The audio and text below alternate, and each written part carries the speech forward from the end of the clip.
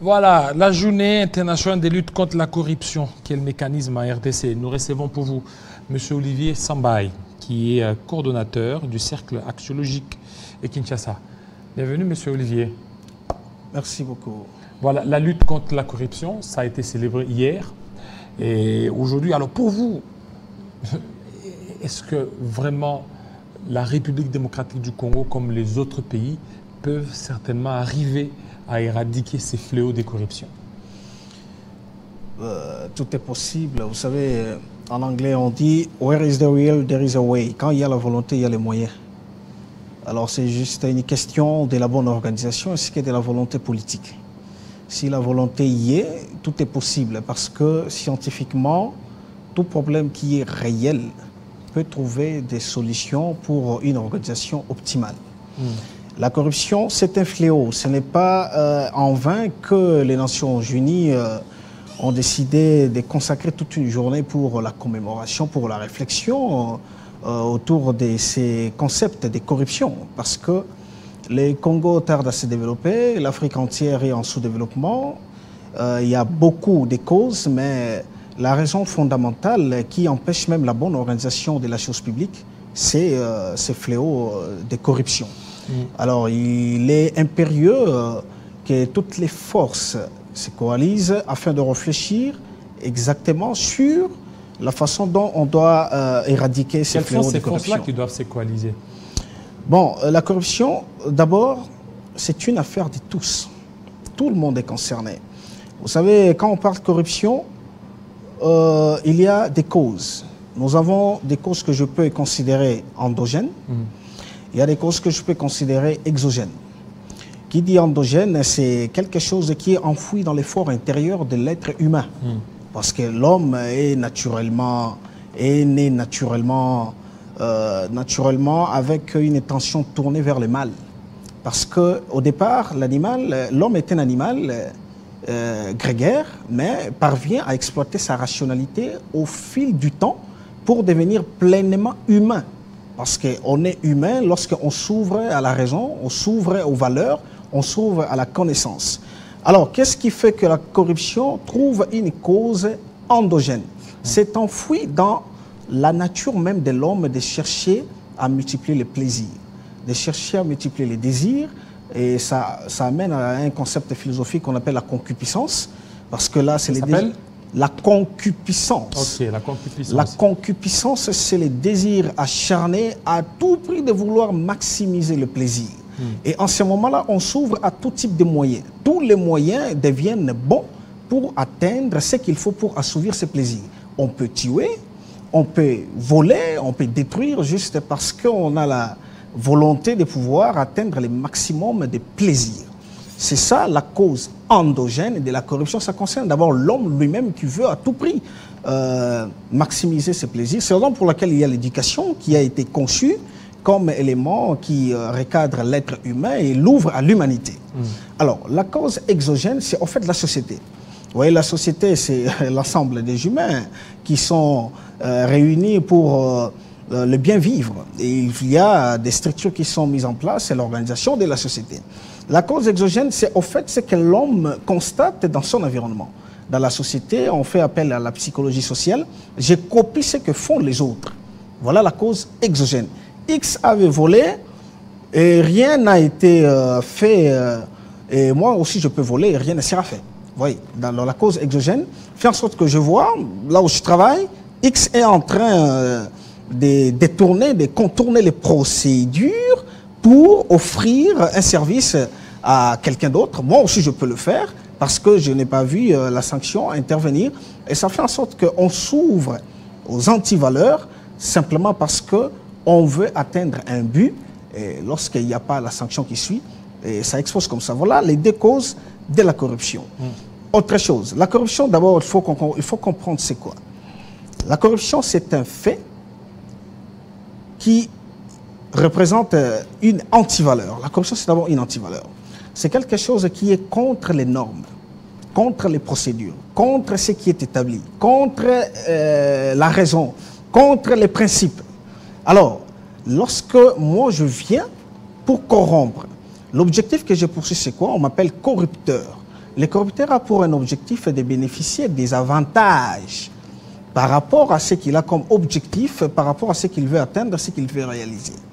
Alors, le corrompu, ce qu'il fait, c'est quoi?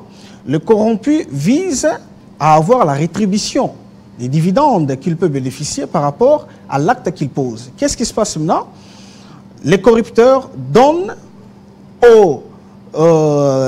à la personne qui a la possibilité de contourner les procédures, lui donne les dividendes ou la rétribution. Alors, la personne qui a la possibilité de bien faire respecter les instructions ou les procédures s'ouvre à une facilité de contourner la procédure pour donner à la personne qui le désire satisfaction. Ce qui veut dire que la corruption intervient en âme et conscience.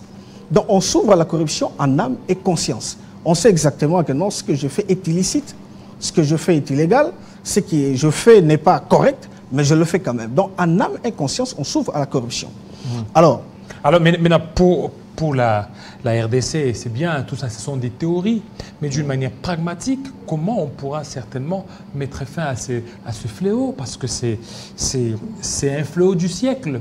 Lorsque vous allez en Côte d'Ivoire, il y a eu le phénomène épervier, on continue toujours à arrêter les corrompus et les corrupteurs.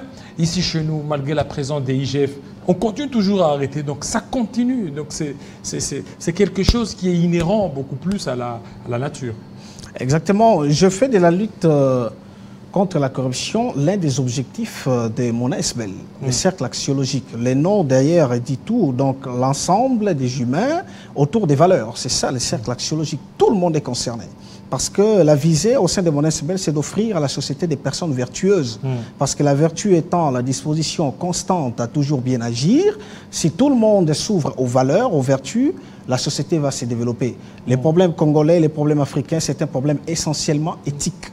Parce que nous avons des compétences dans tous les secteurs de la vie, dans tous les domaines, mais nous n'avons pas des compétences éthiques qui puissent nous permettre à faire exactement ce qui est demandé, à mettre nos intérêts, nos égos de côté au profit de toute la population. Alors, pour lutter contre la corruption, il faut tout d'abord la sensibilisation. La sensibilisation, ce que je fais au sein de mon ASBEL, parce que il y a un partenariat qui a été conclu avec l'IGF dans le cadre de l'accompagnement des actions de l'IGF. Vous savez que l'IGF fait un contrôle a priori. C'est l'une des méthodes qui a été établie pour combattre la corruption. Alors nous l'accompagnons dans la sensibilisation.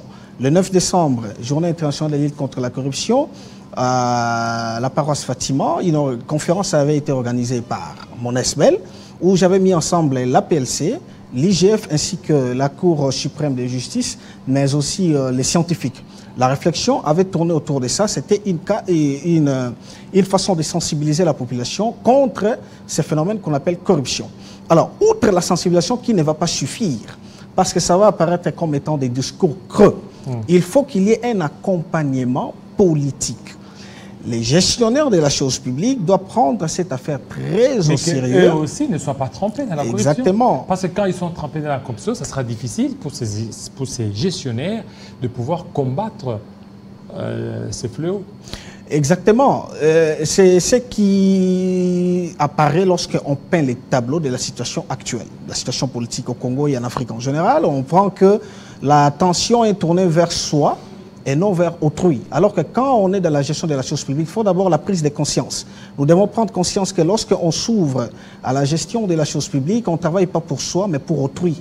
On est là pour servir et non se servir. Et que quand on dit gestion de la chose publique, c'est-à-dire vous gérez une chose qui ne vous appartient pas.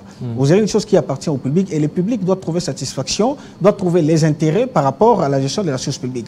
Alors pour lutter contre la corruption, ce que la politique va faire, parce que la politique a la décision pour éradiquer la corruption, ce que la politique doit faire, doit travailler de concert avec la justice, parce que c'est le secteur de la justice qui est fondamental en ce qui concerne l'éradication de la corruption. Vous avez compris que l'IGF a fourni beaucoup de rapports, mais il n'y a pas de sanctions qui ont suivi. Conséquence. Mais parce que d'abord ces gens-là qui reçoivent tous ces rapports, et aussi ils sont impliqués dans ce fléau. Certains sont des corrompus, d'autres sont des corrupteurs, et ça sera difficile qu'ils puissent s'attaquer aux autres. Vous savez, un philosophe, Thomas Hobbes, a écrit un livre intitulé Léviathan. Léviathan, vous savez, un grand poisson marin qui est comme un monstre qui fait peur. Alors l'État, selon la pensée de ces philosophes que j'aime aussi, Thomas Hobbes, était de personnifier l'État comme étant un monstre qui fait peur aux gens afin qu'ils ne versent pas dans les antivaleurs. L'homme, c'est un éternel enfant qui a besoin de l'éducation. Alors, à tout moment, on n'aura pas besoin de la pédagogie, il y a aussi l'andragogie. Il y a des méthodes bien appropriées pour les adultes. Alors, pour les adultes, afin qu'ils soient alignés, il faut qu'il y ait la sanction qui suit. Donc, la justice élève une nation. Dès lors que la justice ne sera pas juste, dès lors que la justice ne sera pas équitable, nous n'allons pas nous ouvrir au développement. Il faudrait que l'homme politique prenne conscience que le développement est les soucis de la population. Alors, pour atteindre le développement, il faudrait que les objectifs tels qu'assignés à un ministère donné, avec la réalisation des projets, il faudrait que ces projets-là aillent jusqu'au bout. Il faudrait que les fonds décaissés pour la construction d'un pont, la construction d'une école, soient exactement utilisés pour ces fins-là. Mais comme je l'ai dit tantôt, la concupiscence ferait en sorte qu'on oublie à ce que l'on puisse servir la population, mais qu'on se serve soi-même. Quand on cherche à multiplier les plaisirs, voilà ce qui se passe. Parce qu'on est dans la société, on veut multiplier les plaisirs. Quelqu'un, lorsqu'il est dans une situation assez normale, comme citoyen de la société, il est juste, il est honnête, il est sincère. Dès lors qu'il accède à une fonction politique, mandataire, ministre, que sais-je encore, il s'ouvre maintenant à tout type des antivaleurs. Parce qu'il a l'argent, il pense qu'il peut acheter tout type d'antivaleurs. Et comme conséquence, ce qui s'est passé que quelqu'un qui était marié à une seule femme va officialiser ses concubinages pour avoir 4 belles familles, 4-5 femmes, en versant les dots à gauche et à droite, parce qu'il aura seulement une seule femme mariée officiellement par l'état civil. Vous voyez, en ce moment-là, avec la pression des différentes belles familles, ça fait en sorte qu'il soit appelé à augmenter les moyens afin d'assouvir les besoins. Et ça fait que l'homme parvient à vivre au-delà de ses moyens. Conséquence, il doit chercher à garder le même standing. Les mêmes standings, et garder le même standing, c'est multiplier les avoirs, multiplier les revenus. Quand il est payé 4 000 $ le mois, ça devient insuffisant. Et du coup, il faut qu'il verse dans des antivaleurs, dans des pratiques non advenues. Il faut corrompre, il faut détourner. Parce que la corruption est essentiellement éthique. Je pourrais peut-être présenter les tableaux pour qu'on comprenne exactement ce qui se passe. On prend la société comme une personne humaine. La société comme un être humain qui par moment tombe malade. Et lorsque la personne tombe malade, parce qu'on sait généralement, on sait qui enseigne l'infectiologie, il y a des microbes et des virus qui sont les causes fondamentales de tout type de maladies auxquelles on est exposé. Alors, personne ne sait voir les microbes. Personne ne voit les virus à l'œil nu, mais on sait comprendre pour dire que non, voilà, il y a tel microbe qui a causé des maladies. Alors, parce que personne ne voit les microbes, il y a des personnes qui sont habilitées à voir les microbes. Qui sont ces gens-là? Ce sont des médecins, et c'est les infectiologues qui utilisent les outils appropriés, qui facilitent à ce que l'on puisse voir les microbes. Alors, lorsque on parle de la corruption au sein de la société comme personne morale, la corruption, c'est un fait qui se passe sans pour autant qu'on puisse voir qui a corrompu. Parce que moi, je viens vous corrompre, je vais m'arranger de telle sorte que personne ne voie que je vous ai corrompu. Alors, conséquence, c'est quoi? C'est que l'action sera détournée, mais on ne saura pas prouver exactement qu'il y a eu un acte de corruption, parce que même s'il faudrait parler légalement, on ne saura pas voir. Alors, conséquence, c'est quoi? Conséquence, c'est la sensibilisation de toute la population afin qu'on prenne conscience de notre être dans le monde, qu'on agisse de telle sorte que lorsqu'on est dans la gestion de la chose publique, qu'on serve la population, et non se servir, mais aussi dans le secteur de la justice, dès lors qu'on va prendre conscience que la justice élève une nation, qu'il y ait des sanctions fortes qui suivent par rapport à tout ce qui peut se passer. Merci beaucoup, M. Olivier Sambaye, surtout pour cette analyse. Voilà, on va recevoir un autre invité tout de suite. Merci bien. Je mesure effectivement l'importance du travail que nous faisons.